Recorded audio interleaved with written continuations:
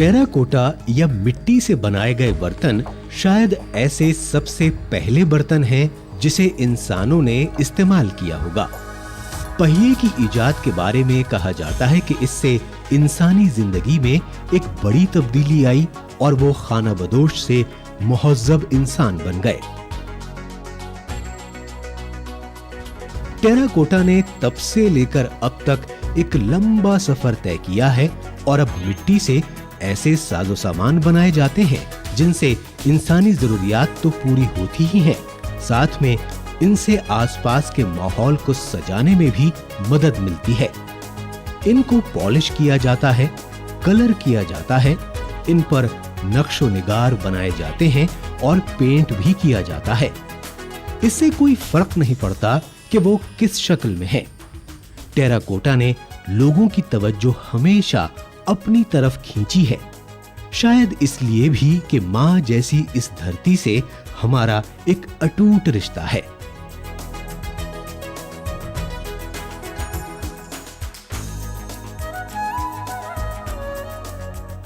शायद इसी बंधन की वजह से नेशनल अवार्ड जीतने वाले बर्तन साज बुधिराम प्रजापति के बनाए हुए आइटम न सिर्फ हिंदुस्तानी गांवों में रहने वाले लोगों के दरमियान काफी मकबूल हैं, बल्कि अमेरिका के मेक्सिको, भूटान, स्पेन और उन तमाम दूसरी जगहों पर भी काफी पसंद किए गए हैं जहां हुकूमत उन्हें लेकर जाती है।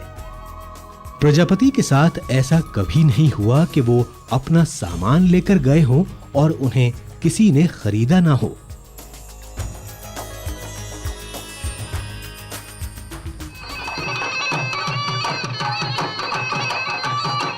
एक मर्तबा तो हरियाणा के फरीदाबाद के सूरज कुंड में लगने वाले मेले में पहले ही दिन उनके तमाम सामान बिक गए और उन्हें मजीद बर्तन लाने के लिए अपने घर वापस लौटना पड़ा।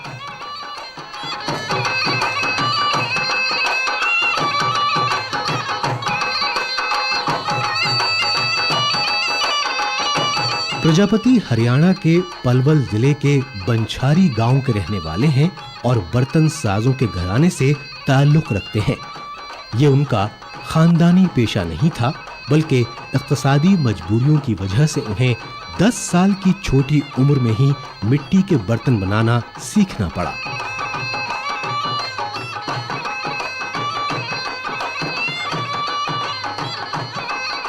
बर्तन साजी के पेशे में अपने वालिद का हाथ बटाने के लिए उन्हें 8वीं क्लास के बाद अपनी पढ़ाई छोड़नी पड़ी। बर्तन बनाने वाले पहिए के साथ उनका लगाव तब शुरू हुआ जब उन्होंने शहर में प्रेस ऑपरेटर जैसी दूसरी नौकरियों के लिए किस्मत आजमाना शुरू किया। इस पेशे में आने से पहले उन्होंने 7-8 साल तक मुख्तलिफ शहरों में अलग-अलग हैसियतों से काम किया, लेकिन इसके बाद वो अपने रिवायती पेशे की तरफ लौट आए और बर्तन और दीगर साजो सामान बनाने के लिए मिट्टी गूंथना शुरू किया।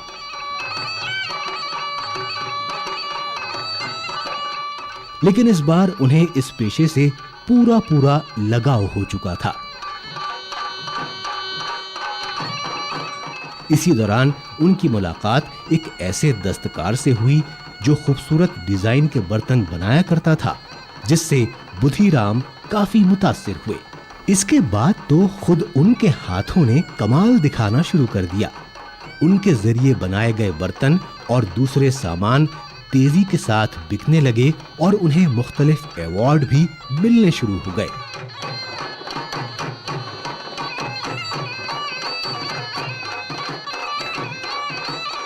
किसी ने बिल्कुल सही कहा है कि जब कोई आदमी पूरी लगन से एक चीज तैयार करता है तो उसका पूरा प्यार उसमें झलकता है। बुधिराम को 1996 में नेशनल अवार्ड मिला। इसके बाद हुकूमत की तरफ से उन्हें ऑर्डर मिलने लगे। सरकारी मेले और त्योहारों में उनको शिरकत की दावत दी जाने लगी और हुकूमत के जरिए उन्हें गैर मुल्की सफर पर भी ले जाया जाने लगा। 95 में सरकार, जब भारत सरकार वस्त्र मंत्रालय ने मेरा काम देखा तो वो कहने लगे आप पुरस्कार के लिए फीस क्यों ना जमा कर दें, नेशनल अवार्ड के लिए। तो मेरे मन में इच्छा हुई और मैंने ये निश्चय कर लिया था कि मैं अच्छी चीज़ बनाऊंगा। तो मेरा काम जो है वो दे दिया, मुझे फार्म दे दिया भारत सरकार ने, और मैंने हुक्का, मैं बोला एक दर्शनीय हुक्का ऐसा बनाऊं जो पूरी दुनिया में ना हो आज तक, ऐसा हुक्का बनाऊंगा। ये मैंने इरादा कर लिया और भगवान का नाम लेकर के, ईश्वर की कृपा से मैंने वो काम शुरू कर दिया। और मैंने 2 हुक्के बनाए और वो दोनों हुक्के इतने बढ़िया पके, 1 महीना में 2 हुक्का बने थे मेरे से।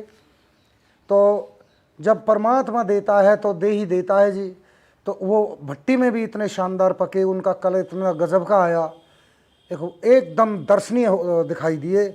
और मैंने उन हुक्कों को और 1 हुक्के को और अपने राजधानी हरियाणा की चंडीगढ़ में जमा किया। वहाँ से वो हुक्का सेंटर में गया दिल्ली, और भारत सरकार वस्त्र मंत्रालय की कमेटी ने उस हुक्के को एकदम टॉप पे पास किया। वो बोले ये नई चीज़ है हमारे इसमें, हमारे देखने में आज तक इतना ऐसी चीज़ नहीं देखी। तो उन्होंने खुश होकर के मुझे नेशनल अवार्ड दे दिया। बुधिराम को शिल्प गुरु का टाइटल 2012 में अता किया गया, जिसके तहत उन्हें हर साल 6 महीने तक नौजवानों को इस हुनर की ट्रेनिंग देनी होगी और इसके बदले सरकार में हर माह 10,000 रुपए मिलेंगे। दूसरी तरफ इस हुनर को सीखने वालों को भी हर माह 2,000 रुपए बतौर स्टाइपेंड मिलते हैं।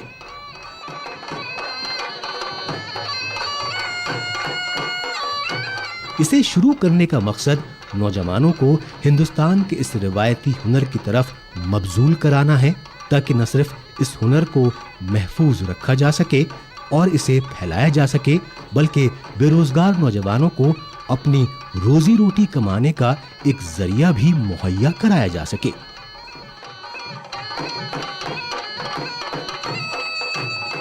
बुधिराम के सभी शागिर्द आज खुद से कमा रहे हैं। इनमें से कुछ ऐसे भी हैं जो अपनी दुकान खोलने के बारे में अब सोच रहे हैं। मैं 2 बार अपने गुरुजी के पास, बुधिराम प्रजापति के पास मैंने ट्रेनिंग ली है, 6-6 महीने की 2 बार। पहली ट्रेनिंग में 6 महीने की में हमको 3,000 रुपये महीने मिलते थे, और अभी हमारी दूसरी ट्रेनिंग समाप्त हुई है जुलाई में। इसमें 2,000 रुपये का वो था, 2,000 रुपये महीने के हिसाब से मिलते थे। और इस ट्रेनिंग से हमें काफ़ी फ़ायदा हुआ है। पहली ट्रेनिंग में मैंने काफ़ी काम सीख लिया था। छोटे छोटे आइटम बनाता हूँ मैं, अब भी बना देता हूँ, जैसे केटली है, छोटी कप है, गिलास है और प्लेट है। छोटे छोटे आइटम जैसे फ्लावर पॉट है, ऐसे मैं बना लेता हूँ। बड़े तो अभी नहीं बना पाता, कोशिश कर रहा हूँ। बुधिराम की कामयाबी को देखकर उनके 2 बेटे भी अपने वालिद के नक्श कदम पर चलने लगे हैं। बड़े बेटे विजेंद्र को पहले ही 1996 में स्टेट अवार्ड मिल चुका है और अब वो नेशनल अवार्ड जीतने की कोशिश में लगे हुए हैं। मेरी रुचि हुई कि मैं भी ये काम करूं, तो मैं पहली बार मैंने काम किया व्हील पे। तो मेरी छोटी छोटी पीसों को पापा एग्जीबिशन में ले गए, तो उनका अच्छा रिस्पॉन्स मिला। तो पापा ने वो पैसे भी मुझको ही दिए थे कि ये तेरी चीज़ें बिकी हैं, तो मेरा और हौसला बढ़ गया। तो मैं अच्छा कारीगर बन गया थोड़ा सा। और पापा बोले कि चलो मैं तेरे लिए स्टेट अवार्ड का फार्म भरवा देता हूँ नेशनल अवार्ड के लिए। नेशनल अवार्ड तो नहीं हुआ, स्टेट अवार्ड मैंने डिनर सेट बनाया था, तो उस पर मेरा स्टेट अवार्ड पास हुआ। तो उसके बाद में मेरा काफ़ी हौसला बढ़ गया। फिर मेरे को एग्जीबिशन मिलने लग गई। स्टेट अवार्ड के बाद ही गवर्नमेंट वस्त्र मंत्रालय हमारा एग्जीबिशन देता है, क्योंकि लोकल आदमियों को एग्जीबिशन नहीं देता। तो ये काम बहुत ही अच्छा चल रहा है जी। और मैं भी कई जगह निमासों में जा चुका हूँ, जैसे हैदराबाद, बॉम्बे, कलकत्ता और आपका ये शिमला, ऐसी जगहों पर मैं जा चुका हूँ।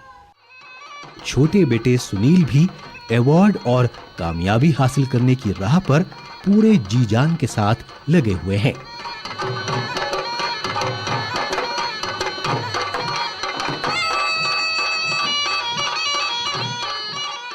जब मेरे पिताजी बनाते थे तो मैं 1-2 घंटे के लिए बैठ जाता था। तो मैं इनको देखता था कि ये आकृति कैसे बना रहे हैं। तो उसी हिसाब से मैंने अपना काम शुरू किया कि मैं भी कुछ बनाने को सोचा तो मैंने कुछ बिगड़ा कुछ सुधरा। उसके बाद मेरा अच्छा हाथ जम गया और मैंने बनाना शुरू किया। बनाने के बाद मेरा हाथ निखरता गया और मेरा काम अच्छा, पीस मेरे अच्छे बनने लगे और वो मार्केट में ले जाने लगे। नई नस्ल के नुमाइंदे के तौर पर इन दोनों को इस बात का बखूबी एहसास है कि डिग्रियां हासिल करने के साथ साथ हुनर सीखना भी जरूरी है। इन दोनों ने बुधिराम के काम को आगे बढ़ाया है और वो पूरी पाबंदी से इंटरनेट और दीगर आईटी टूल्स का सहारा लेकर दुनिया में चल रहे नए ट्रेंड्स को जानने और बड़े बाजारों तक पहुंचने की कोशिश करते रहते हैं।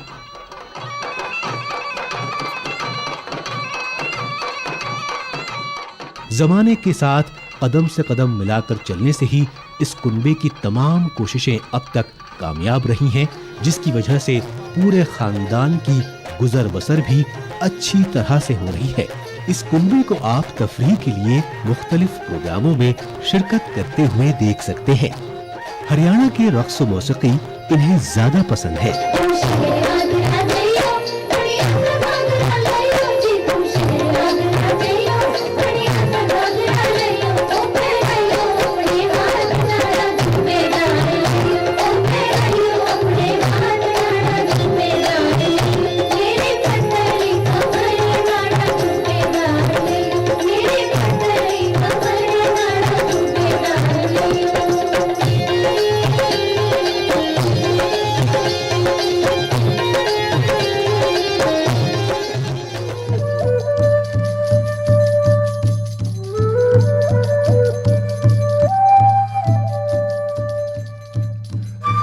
मिट्टी के बर्तन की मुख्तलिफ शक्लें हिंदुस्तान के दूसरे हिस्सों में भी देखने को मिलती हैं। मिसाल के तौर पर म्यांमार की सरहद के करीब वाक़े मणिपुर का उखरुल जिला मिट्टी के बने काले बर्तनों की वजह से मशहूर है। इसे वहां के लोंगपी गांव में पाए जाने वाले मखसूस काले पत्थर की रेत को मिट्टी के साथ मिलाकर बनाया जाता है।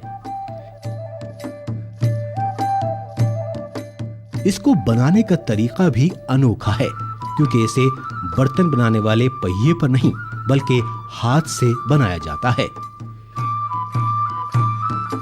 इसके मिक्सचर को तैयार करने का तरीका काफी लंबा है, जिसमें हाथ का ही इस्तेमाल होता है। इसमें पत्थर को पीसने, मिट्टी को गूंथने, मिक्सचर को बेलने, कटाई करने और फिर इसको शेप देने की जरूरत पड़ती है। यह है स्टेट अवॉर्डी सोमी शिमरे, जो नेशनल अवॉर्डी मछीहन साशा के शागिर्द हैं।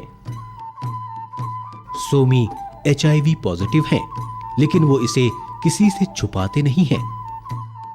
वो कहते हैं कि बर्तन बनाने से उन्हें इस मर्ज की वजह से होने वाले जिस्मानी दर्द से राहत हासिल होती है और साथ ही इलाज के लिए पैसे का भी इंतजाम हो जाता है।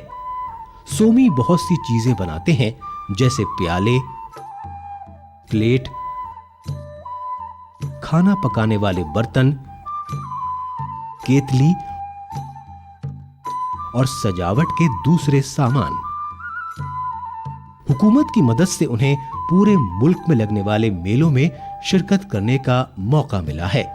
वो कहते हैं कि बर्तन बनाने के शौक ने आज उनकी जिंदगी को नए मानी अता किए हैं।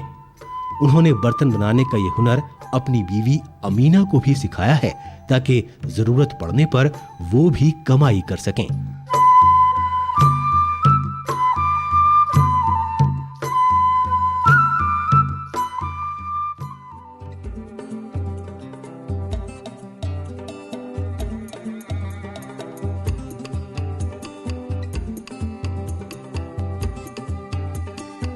सोमी की तरह कैंसी ने भी ब्लैक पॉटरी में स्टेट अवार्ड हासिल किया है। इनका भी ताल्लुक उखरूल से ही है। कैंसी ने भी ये हुनर अपने गुरु साशा से सीखा है। आज कैंसी हुकूमत के जरिए मुनक्किद किए जाने वाले मुख्तलिफ मेलों और त्योहारों में साशा के जरिए तैयार किए गए सामान को बेचने में उनकी मदद करते हैं। इसके अलावा ये दोनों हर साल 5 लाख रुपए के सामान अमेरिका को भी एक्सपोर्ट करते हैं। हिंदुस्तान में अपना सामान बेचने से उनको हर साल 10 लाख रुपए की आमदनी होती है। उन्होंने बहुत से कारीगरों को अपने यहाँ मुलाजमत भी दी है। उन्हें इस बात की खुशी है कि उन्होंने इस पेशे को इख्तियार किया।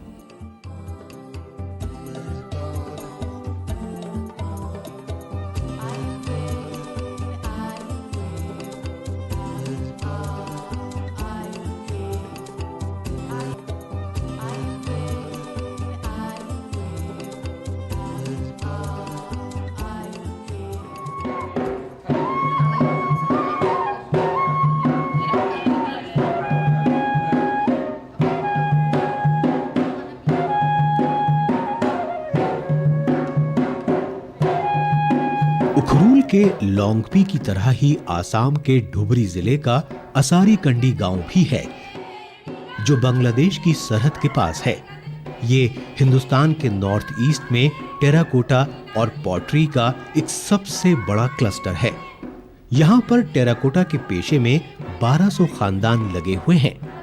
नेशनल अवॉर्डी टेराकोटा गुरु धीरेन्द्र नाथ पॉल इसी गांव में रहते हैं, जो ख्वाहिशमंद लोगों को अपना ये हुनर सिखाते हैं। उनकी क्लासेस को इग्नू की तरफ से स्पॉन्सर किया जाता है और north east zone cultural centre बहुत से सीखने वालों को गुजर बसर का जरिया अता करता है, जिनमें तालीम याफ्ता बेरोजगार नौजवान और औरतें भी शामिल हैं।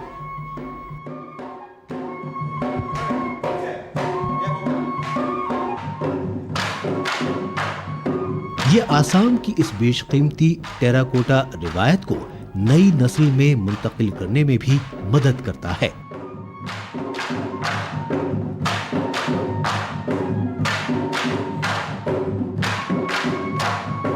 ये हतीमा डॉल गुड़िया है, जो पॉल के जरिए डिजाइन करदा उनकी अपनी तख्लीक है।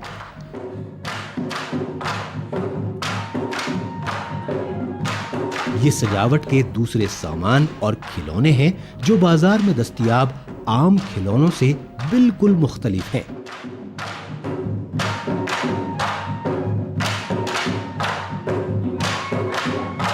पॉल का मास्टर क्रिएशन नई दिल्ली के नेशनल म्यूजियम और दूसरी आलीशान जगहों पर मौजूद है।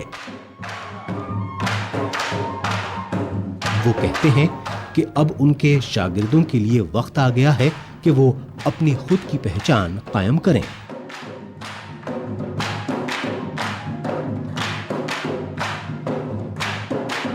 हमारा कुम्हार फैमिली जो है वो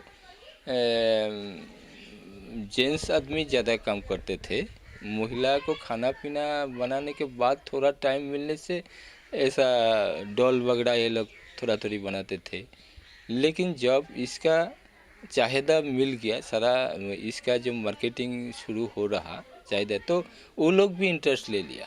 वो लोग भी, हमारा महिला लोग भी, जेंट्स का साथ भी वो लोग काम करने शुरू किया। फिर बाल बच्चा जो है, नया जो जमाना का जो लड़का लोग है, यंग जनरेशन जो है, वो भी इसको लेके काम शुरू कर दिया। और भारत सरकार ने इसका ऊपर टाइम टू टाइम ट्रेनिंग का व्यवस्था कर दिया, प्रशिक्षण का व्यवस्था कर दिया। और इसके मैंने कम से कम बहुत प्रशिक्षण भारत सरकार का मैं शामिल किया। और इसके अलावा हमारा कम से कम बहुत स्टूडेंट निकल गया।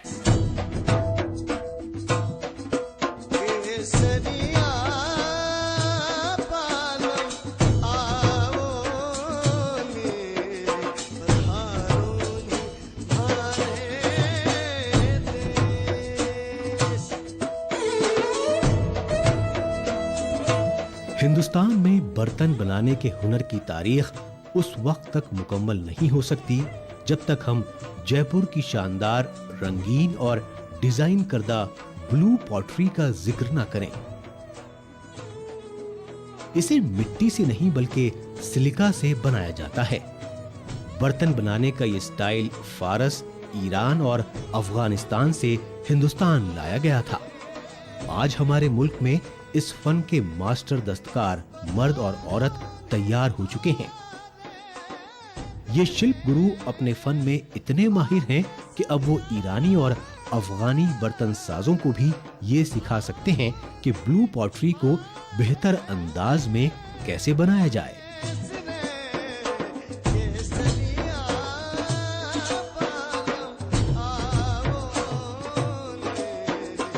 साल 2009 के national awardee Shri Gopal Saini blue pottery के एक ऐसे ही एक्सपर्ट हैं।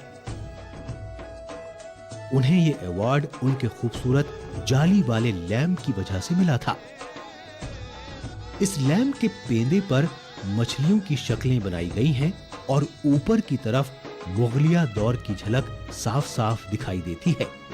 उनके काम को जो चीज अनोखा बनाती है वो ये है कि सिलिका, जो कि ब्लू पॉटरी में खाम माल के तौर पर इस्तेमाल होता है, उसमें बिल्कुल लचीलापन नहीं होता और उसमें जाली नहीं काटी जा सकती। मगर यहाँ इस नेशनल अवार्डी की कारीगरी सामने आती है।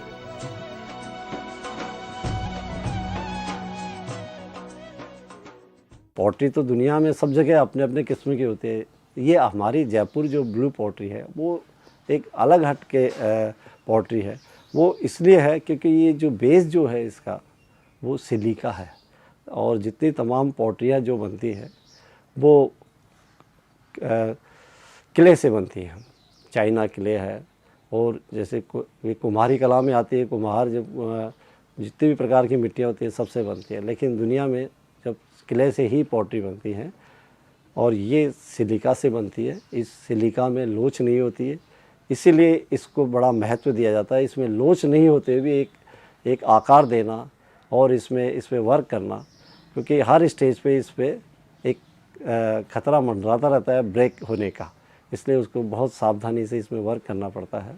नेशनल अवार्ड के अलावा उन्हें सबसे शानदार महाराणा सज्जन सिंह अवार्ड भी 2012 में मिल चुका है।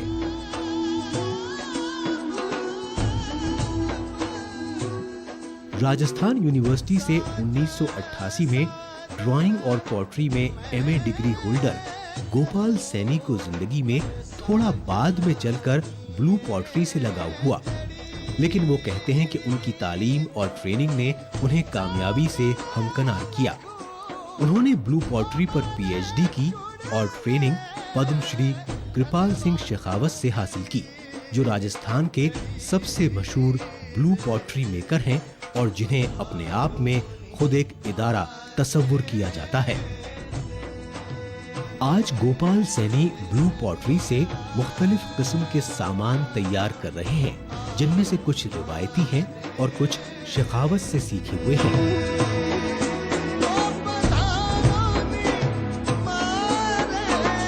और कुछ खुद उनकी ईजाद है।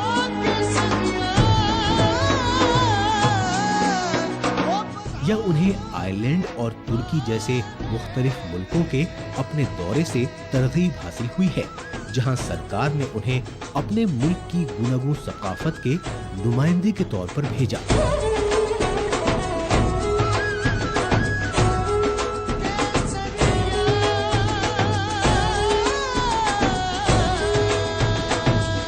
सैनी ने 1993 में अपना खुद का स्टूडियो खोला, जहां न सिर्फ वो खूबसूरत सामान बनाते हैं बल्कि ट्रेनिंग भी देते हैं।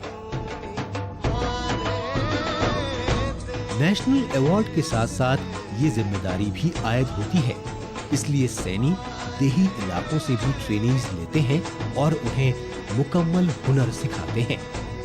खाम माल को गूंथने और शक्ल देने से लेकर उसको असल शेप देने तक सैनी हमेशा हिदायत देते नजर आते हैं।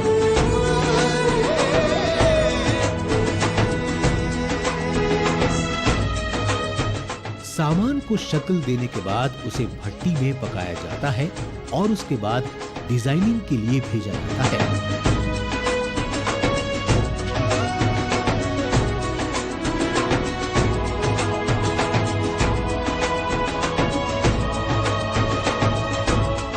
पेंटिंग करना भी एक महारत का काम है, जिसे सैनी ने अपने कई शागिर्दों को सिखाया है।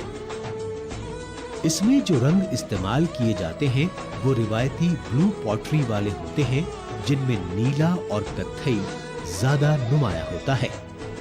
सैनी अब तक भारत से 500 शागिर्दों को ट्रेनिंग दे चुके हैं और साथ ही बैरूनी मुल्कों से ख्वाहिशमंद अफराद उनसे ये हुनर सीखने के लिए आते रहते हैं। वो राजस्थान के आर्ट कॉलेजेस और दीगर मकामात पर लेक्चर्स देने भी जाते हैं। गोपाल सैनी आज एक खुश इंसान हैं। वो इस बात से खुश हैं कि उन्होंने क्लर्क की नौकरी न करके दस्तकारी का पेशा इख्तियार किया। अगर वो क्लर्क बनते तो उन्हें अपने तख्लीकी जहन का मुजाहरा करने का मौका नहीं मिलता। उन्होंने इस दस्तकारी में अपनी 2 बेटियों और बीवी को भी लगाया है। इस क्राफ्ट की वजह से उन्हें मकबूलियत, शोहरत के साथ साथ अच्छी जिंदगी जीना नसीब हुआ है।